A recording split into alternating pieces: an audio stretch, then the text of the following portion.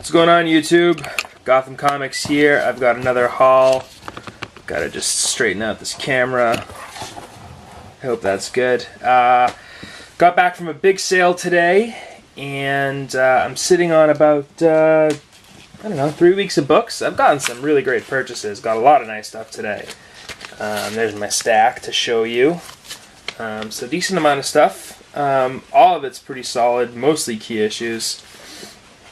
I'm doing alright. I was actually just chatting it up on Instagram with Hero Hunter 81.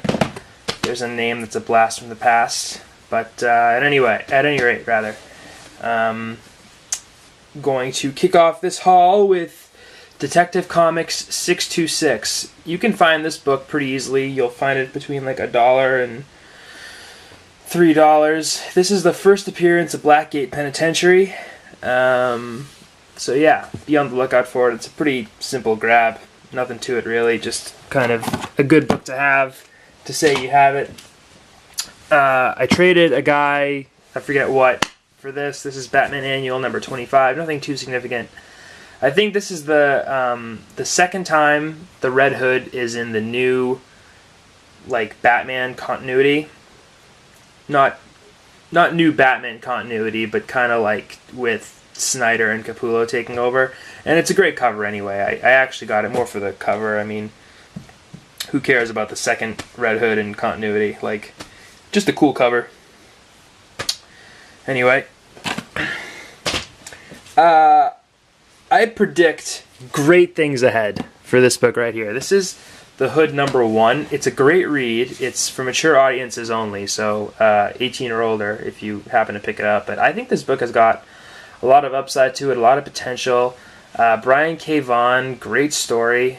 The artwork is pretty solid. I'm actually excited to read the rest of the series, but this strikes me as something that, you know, might fit into like a Netflix series someday, or maybe something on Amazon, but I liked it more for the read. It was a great read, and like I said, I'm really interested to finish the story and get more. It's a limited series. This is book number 1 of 6, and it's actually pretty inexpensive. You can find these for less than like $12. So just be on the lookout. If you happen to find one for less than $10 in a bin, go ahead and pick it up. It's a great story and solid artwork, and who knows where this character will go someday. I traded my comic book store owner this right here. This is Night Nurse number 4, which it's a limited. This is another limited series out of the Bronze Age, and kind of lost my train of thought. But what I was trying to say was that Night Nurse number 1 obviously is really hard to come by and just rare. Like, you don't see it very often, but I have found that the issues behind it, 2, 3, 4, 5, 6, those aren't easy to find either. And this is actually the first Night Nurse number 4 that I've actually seen in the wild.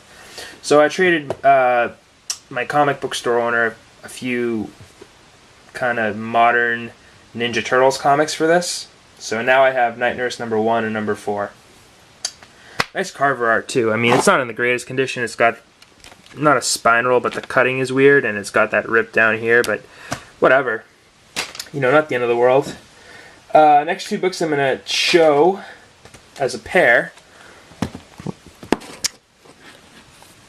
Yeah, this is awesome.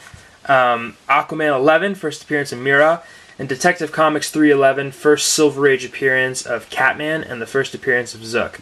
Now, I actually bought Detective Comics 311 a few weeks back, and I showed it in the haul video, but my big problem with it was that it had a subscription crease. So there was another guy at my comic book store that I traded. I made a trade with him, and I gave him my Detective Comics 311 in exchange for his, which was this one, and I also gave him a magazine, Deadly Hands of Kung Fu, number 22. It's the first appearance of Jack of Hearts. I've shown it a few times, and he traded me this, which I feel like I made out like a bandit. This isn't in high grade, but I wouldn't say it's in low grade, and mid grade is better than no grade, as they say. So I'm happy to get it. Pretty solid book. I mean, first appearance of Mera.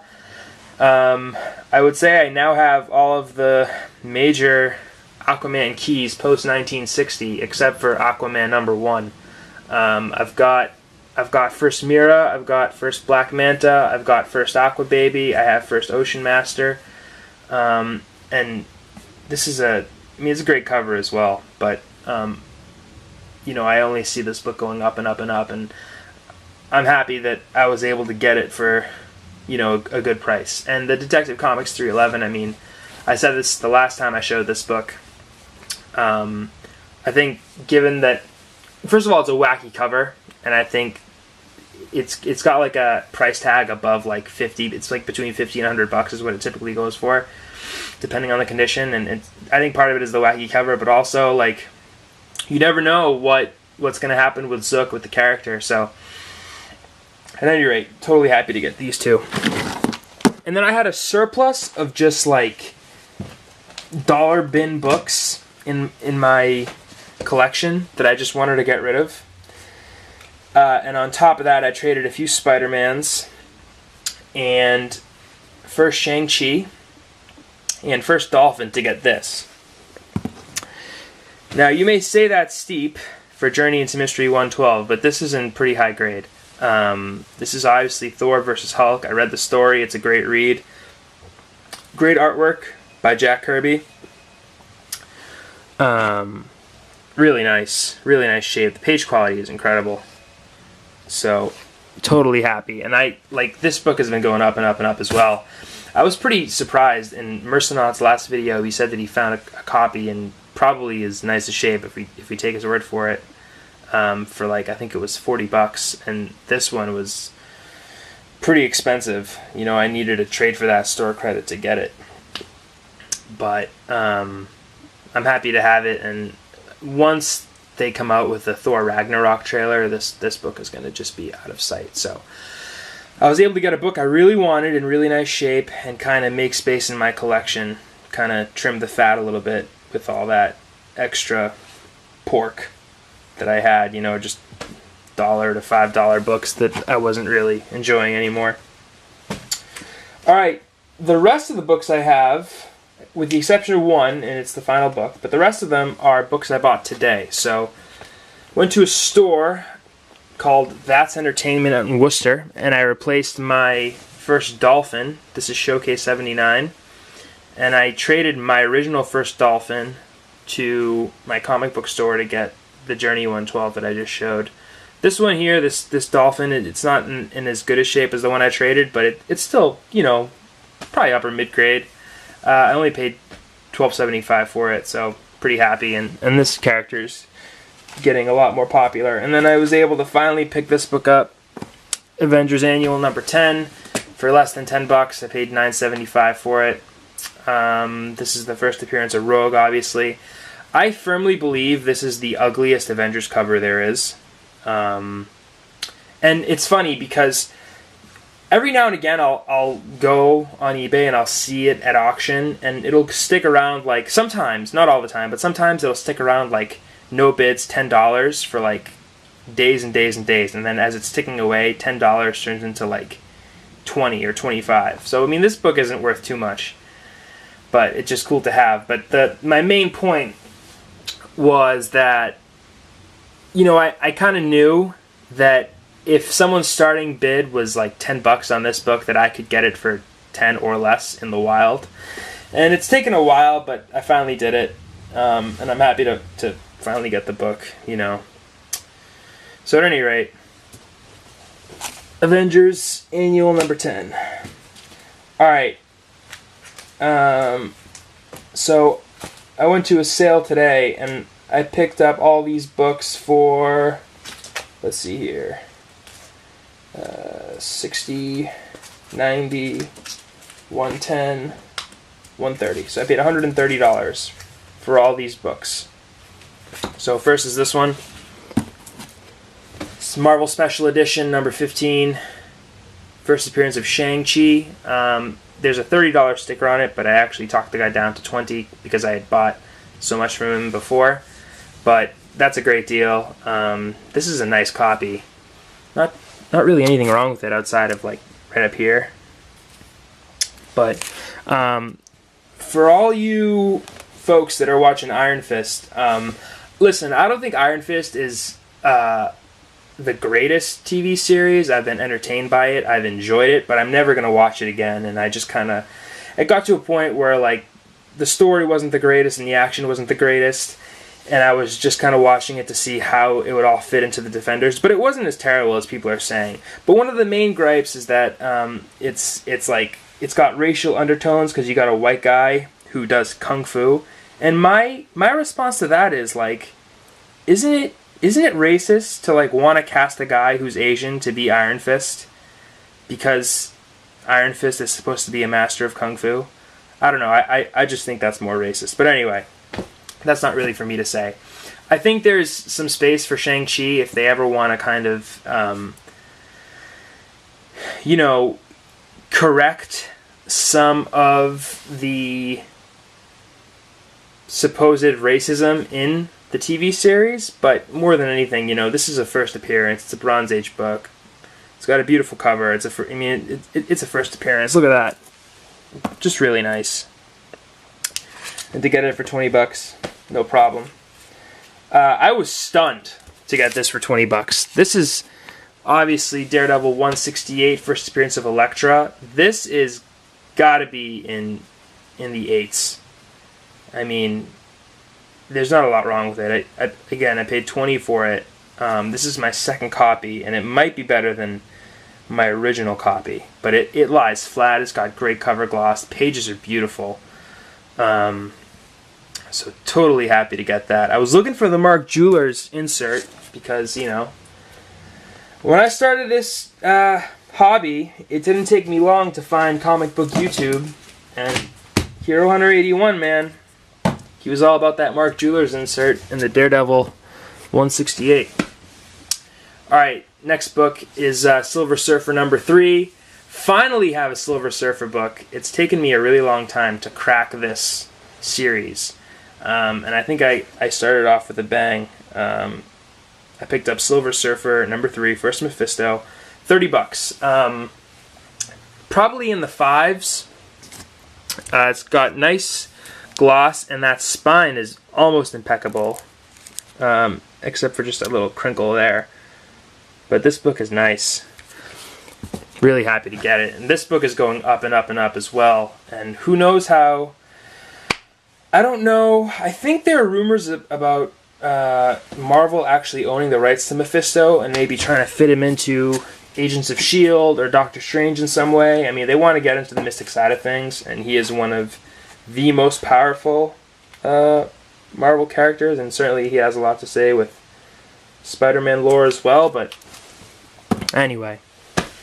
I sold my Avengers 8 a few weeks back. It had a little chip out here, and I sold it for like $40, and I am funding a Fantastic Four number 5 with that book, with that sale.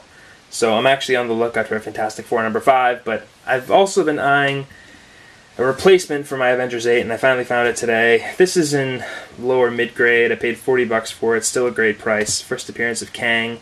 Classic Avengers character. Great story. Great art by Jack Kirby. Yeah, not too much more to say about it. Happy to have this one back in my collection. Now this one wasn't even on my list, but like, I had to pick it up. I picked it up today from the same guy. $20, right? $20 for the first appearance of Bizarro. This is Superboy 68. It isn't in the best of shape. It's definitely a low grade, but it displays great. It's got great colors. The main issues with this are on the spine. There are a few chips, and then over here there's some pieces missing from the bottom. But other than that, I mean, this display is pretty nice. I'm gonna zoom in this way. $20. I was floored when I saw it. I was actually I think one of the first people into the sale today. It started early in the morning, and I drove over, and I was happy to find this book and all the others. So yeah, like I said, it wasn't on my list, and I don't have any other Superboy books, but I mean, can't really beat it. So And then my last book, it's not a Fantastic Four number 5, but it's pretty much the next best thing, and this is already one of my new favorite books in my collection. Fantastic Four number 4, Silver Age Submariner. I've been in love with this book, this cover, since the moment I saw it, and the first time I saw it was on Comic Book Men.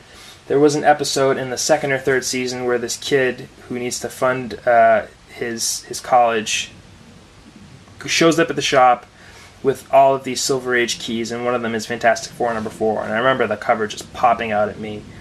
I'm not actually much for the Submariner series, but for some reason this cover just speaks to me. And this is this is actually my earliest Fantastic Four book, and I don't know, I'm just really happy about it. This is also the first time the Hulk, the Incredible Hulk, is ever mentioned, is in this book.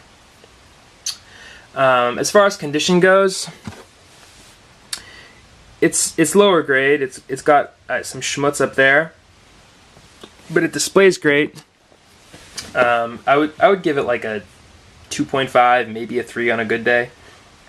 All its color is still there, and that's all you can ask for. But you know, this is a huge key, and an early Fantastic Four book, and Submariner finally getting the credit he deserves in the way of an upcoming TV series. So I'm really happy to add that to my collection. I'm really happy to get all these books, quite honestly. But yeah, anyway, I hope everyone's doing well. Hope you enjoyed this haul. And yeah, see you later, everybody. Gotham Comics with an X. Bye-bye.